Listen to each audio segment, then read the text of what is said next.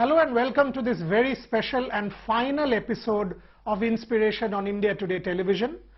India-Australia automatically merits someone who has been a legend of India-Australia cricket. Someone who has contributed to cementing the bond and making this rivalry what it is. Someone who has taken it to a very different kind of pedestal.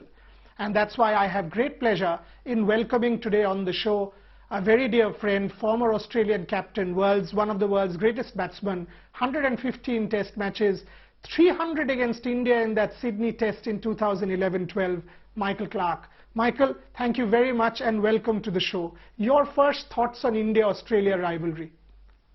Yeah, thank you, Boria. Thank you for having me, mate. It's always a pleasure to speak to you. This is as special as it gets. You know, I think a lot of people always talk about the Ashes for Australia versus England as the most special series that Australian cricketer plays, but I'm not so sure that India's too far behind, to be honest. You know, I cherished playing against India as much as any other country. They were always competitive, always such a competitive team in any format, and I think now the fact that India, you know, regularly sit at the top of the tree in all three formats, there's not many bigger series that you get to play as an Australian cricketer. Michael, you have sort of, led your team. You've beaten India in Australia. You've had a great career. Talk to me about what it was for you playing India. And when India travels down under, and there is a huge build-up to a series, give me a sense of what it felt for you.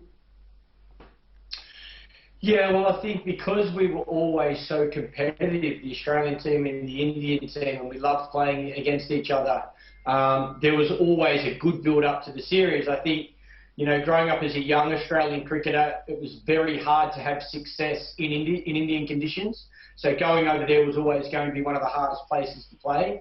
And then we wanted to create the same thing. When India come to Australia, we wanted it to be just as hard for that Indian team to play in our conditions as it was when we went there. So for a long period of time, there was a bit of that. It was Australia would beat India in Australia, but India would beat Australia in India. And I was very lucky. My first series in 2004 in India was the first time Australia won there in 30 years.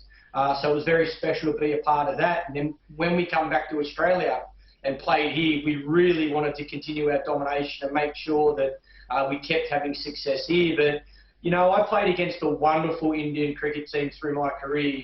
So many legends of the game. You think about Tendulkar, Sehwag, Laxman, Dravid. You know, those guys with the bat that I idolised watching and growing up as a kid. I wanted to play like them, and I didn't think I'd ever be lucky enough to play against them. Now you look at this current Indian team, there's still so many wonderful players, led very well by their captain, Virat Kohli. So much talent. I can't wait to see, you know, the Kohli versus Pat Cummins, Mitchell Starc contest. And then on the other side of that, I can't wait to see Bumrah versus Warner, Smith, Labuschagne in the test matches, that contest as well. I'll come to that. I'll come to that in a couple of minutes. But first about you a little bit more. You know, I was part of that press conference in 2011-12 when you came on and you said 2007-8 animosity won't be there. As captain, there will be intensity, but no animosity. And you completely changed that to a different kind of respect, that yes, there will be respect, but there will be no bad blood. Can you tell me about what you meant and how that has completely redefined this rivalry? Yeah, look, I was very lucky. I played my first class game for New South Wales was against a touring Indian team. My first test match was against India. My first test match 100 was against India. My highest test match score was against India. So there's so much connection to myself personally in India. And when I took over the captaincy, I was, you know, I'm a very proud Australian and wanted to continue that legacy of playing tough Australian cricket. But I always thought there was a line that we shouldn't cross, where you have to continue to play hard but play fair and respect your opposition. And I felt, you know, my competition against so many Indian players was always tough on the field. Really hard, really competitive. Both teams wanted to represent their country the right way. But once we stepped off the field, a lot of my good friends are Indian cricketers. And I think that is the important part. You can play hard on the field, but you can still be respectful and you can still be friends off the field. And I think competitions like the IPL deserve a lot of credit for that. I think that's brought a lot of countries closer together. You have the opportunity to play with so many different people from different countries and learn more about their culture and learn more about them as people. And that's what I wanted as Australian captain when I was in charge. I wanted that. I wanted to play hard on the field, but I also wanted the mates off the field. Coming to this series now, Michael, I mean, I was reading comments where you said that Virat has to make impact in the white ball format, for otherwise, because he's coming back, India might get smoked. That's the comment that's been attributed to you. Can you please explain what you mean and what it also means for Virat Kohli, because he's not playing the full series? Does it mean there will be extra pressure on him to make the white ball series his own? Your thoughts? Yeah, look, Virat Kohli is the best player in the world. So anytime he's not playing, he's going to be a loss for India. There's no doubt about it. What I've said is I think India need to start really well. They need to have some success in the one-day series and the 2020 series to carry that momentum into the test series, because only having Virat Kohli for the first test makes it extremely hard for India to win that series, in my opinion, particularly in Australian conditions. How do you replace Virat Kohli? It's nearly impossible. Not only his batting, but also his leadership, his aggressive approach, what he brings to that Indian team. The Indian players follow him. He's their true leader. So, and you know what? I would probably be saying the same if MS Dhoni was captain and MS Dhoni only played the first test match and had to return back to India. I'd be saying the same thing, because his impact in and around that group was exactly the same. So if India play well, start the series well, win the one-days and the T20s and take confidence into the test matches, then it's a completely different story. But my fear for India is if they don't have a good start, they do drop their confidence, they do find it hard in these conditions, and then you add losing your best player and your captain on top of that, it'll be really hard to catch the Australians. You said Virat Kohli is the best batsman in the world. Are you also saying that he's the best batsman in the world in test match cricket as well? I mean, keeping Steve Smith in mind, is it all formats? Can you explain how good and why you are saying this for Virat Kohli when you have Steve Smith as the batsman for test match cricket? Yeah, look, I'm saying Virat is the best player in the world across all three formats. That's his advantage. He can play all three formats. Not too many players can as good as him. You know, you look at Steve Smith's form in the most recent IPL, nowhere near as good as what he would have liked. I think he averaged just over 20 in that tournament. Steve Smith's an unbelievable test batsman, and I have no doubt he'll have a big series. You know, it's hard to, if I was just looking at test batsmen, there's probably a handful. I think Warner comes into calculation, Kane Williamson comes into calculation, obviously Virat Kohli's up there as well. So there's a handful at the top of the tree, but I think there's one that stands out if you look at all three formats, and that's Virat Kohli. The way he plays, the way he takes on the opposition, his fearless approach, he can bat anywhere in the order, he's good against quicks and the spinners, and he's had success in all conditions around the world. Plus the fact there's not many players that know how to turn 50s into 100s like Virat Kohli. Michael, I need to now pick your brain a little bit as the leader. I mean, you have been one of the best captains of the world, and I have no qualms saying that. Sachin Tendulkar made a comment day before yesterday saying that we generally tell bowlers to bowl off stump or fourth stump to batsmen. But Steve Smith, because he's unconventional, because of his shuffle, I would say the bowlers should bowl to him fifth stump and induce the mistake at the start of an innings. That's the line they should bowl, and it's a mental adjustment. Your thoughts on what should be India's strategy against someone like Steve Smith? Yeah, I saw Sachin's comments, and I agree with Sachin. The only variation to that is I think every batsman is vulnerable in their first 20 balls. No matter how good you are, if you're Sachin Tendulkar, if you're Sir Donald Bradman, the best chance you have to get those batsmen out, the great batsmen, are the first 20 balls. So I'd be trying to get Steve Smith out, and I'd be bringing in every single option of dismissal. LBW, bowled, caught in slip, caught behind. So I would be attacking the stumps with a good bouncer for his first 20 balls. And then after that, I would go to exactly Sachin's plan. I would bowl at that fifth stump line, be really patient, be really disciplined, and wait for Steve Smith to make that error. Okay. And because, you know, very few international stars have seen Indian cricket as closely as you have. How good is Jasprit Bumrah, Mohammad Shami at the moment? Are they really sort of up there with the best in the world like the Australians? Do you think, like in 2018, we can trouble the Australian batting with Warner, Smith and Labuschagne? Yeah, those two particularly are brilliant, are very good. I love watching Bumrah bowl. He's different, you know, he's just got a different action, he's got his own style, he's quick, and I think Mohammad Shami's class as well. He hits the seam, so he'll utilise the brand new ball in Australia, and he should utilise these conditions, a little bit of extra pace, a little bit of extra bounce than what he normally gets in India. So definitely, I think they can do a lot of damage to the Australian top order, and for India to win games, test matches, one days, win the series, they are going to need those two to be exceptional, to bowl really well. And then most importantly, the fieldsmen, the Indian fielding needs to be spot on. If they hang on to every single chance they get, because they will get plenty of edges off those bowlers, they'll go a long way to winning a series. Okay. And what was also interesting in my conversation with Saurav Ganguly, who was on the same show, he said, look, I have no problems in saying that in bowling we will match Australia. It is about the batting. The batting needs to hold up. The batting needs to put scores on the board. Last time Cheteshwar Pujara stood up, 300s.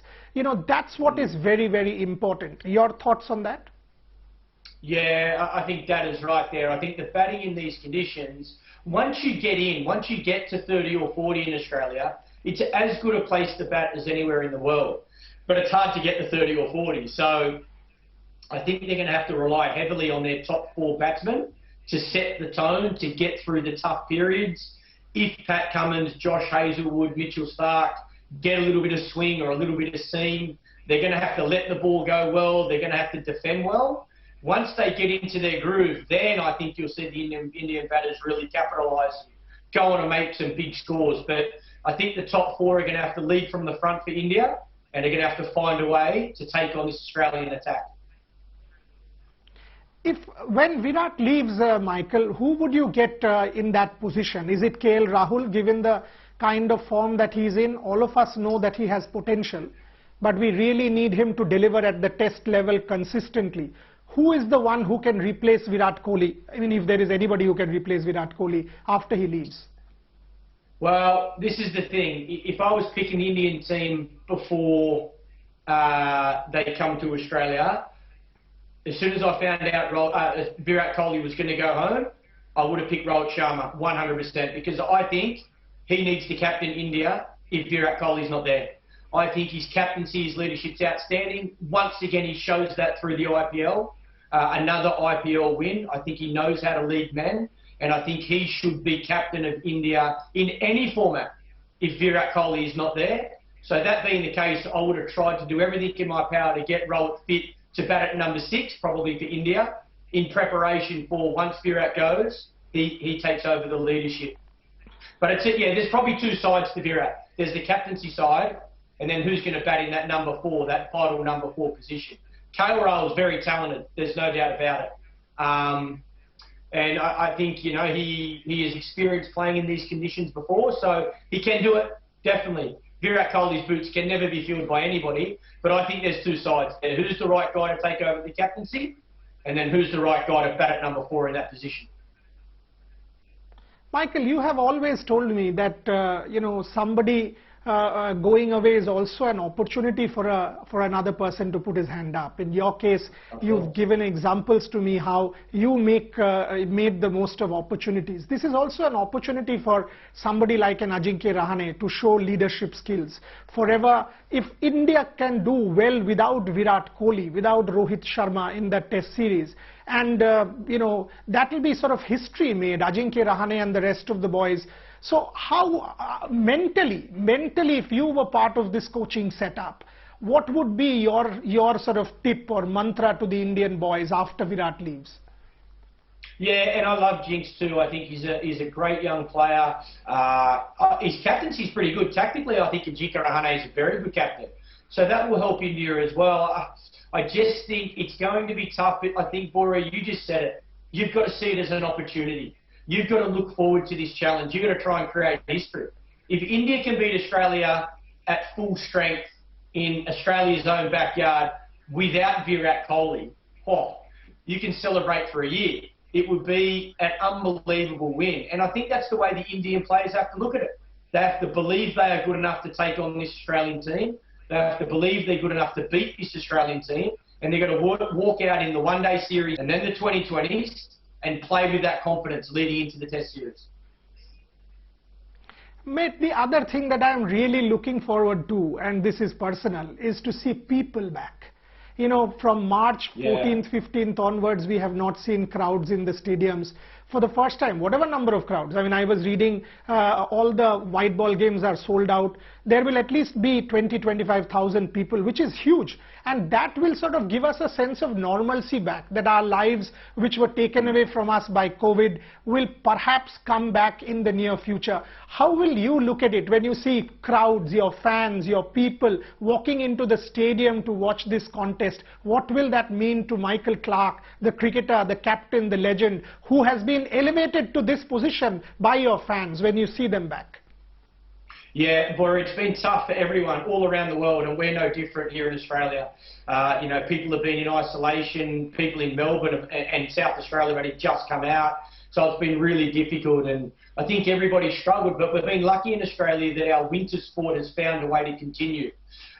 Thankfully, in certain states, we've been able to have some crowds, and for this Australian cricket summer, at this stage, we're allowed to have crowds, which, like you say, is very exciting. I'm not surprised that it's sold out. I'm not surprised that people will turn up. I think you're going to see so many people watch on television or go to the ground, and I think it's what we need. I think sport is in our blood, certainly as an Australian and as an Indian. I think we cherish the days our cricket team's walking out onto the field and playing, and for me, I'll be like every other cricket fan around the world. I'll be glued to the television, watching every ball, you know, and excited that sport is back on our TV and people can actually go and watch it live, because it makes such a significant difference. You know, I think about young boys and young girls all around the world where their school sport and their club sport was called off. They weren't allowed to leave their house. Can you imagine being a young boy? I can't sit still now, let alone when I was 10 or 12 years of age. I would have been absolutely devastated if I missed cricket on the weekend, and unfortunately the coronavirus has done that.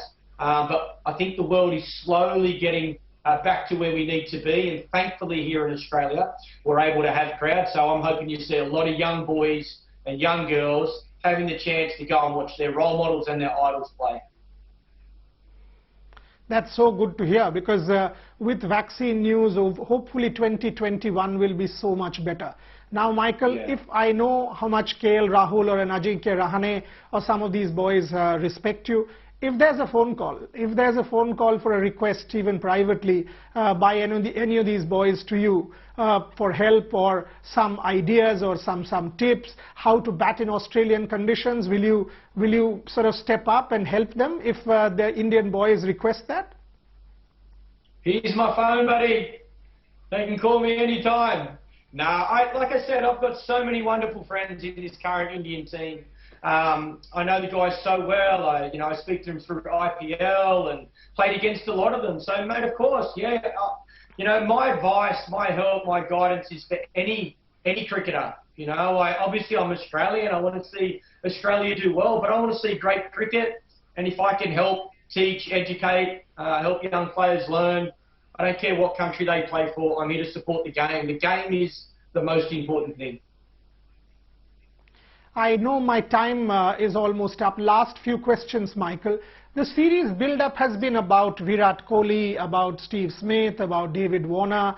Marnus Labuschagne is perhaps the most important difference between 2018 and now. Your thoughts on Marnus? Because Marnus made his, that series was his debut, and I remember his parents were watching with me, and he came to the press conference and he said he wanted to bat like Pujara and bat long, and look where he's come from then to now. Your thoughts on Marnus? Yeah, that's his strength. He knows how to bat for long periods of time. Very patient. I think you're probably going to see more of Marnus in the test matches than... I don't know if Australia will pick him in the one days. we'll wait and see. But I think him and Steve Smith play a pretty similar role in the one-day team, so they might only be able to pick one of them, but I know he's in the squad. Yeah, like I say, willing to bat for long periods of time, loves batting, pretty simple technique, doesn't do anything too fancy, got a great eye, so picks up the ball early, and his shot selection's very good. Again, he hits a lot of balls, majority of balls along the ground, so you take out you take out getting caught, a major form of dismissal if you can keep the ball along the ground. Again, I think how India bowled to him at the start of the innings is very important. They need to be extremely disciplined. They need to be well researched. They need to look at Marnus's technique, find areas they can have impact, and then have the skill to do that early on in his innings. Michael, last couple. Honestly, do you give India a chance without Virat Kohli, or is it really Herculean and almost impossible? I give them a chance because they're a very, very good team. If India win the one-day series and the 2020 series, they can win the Test series. If they don't win both these short form and then Virat Kohli goes home, I don't think they can. I really think this one-day and 2020 series is extremely important for India. Okay, and finally I've got to ask you this. Do you think with Virat Kohli, they can win the white ball series, because they are also coming off after a layoff? Yes, they've played IPL. They are missing Rohit Sharma in the white ball series, perhaps India's best batsman in white ball cricket along with Virat. How important is that going to be? And your thoughts on the white ball series as well?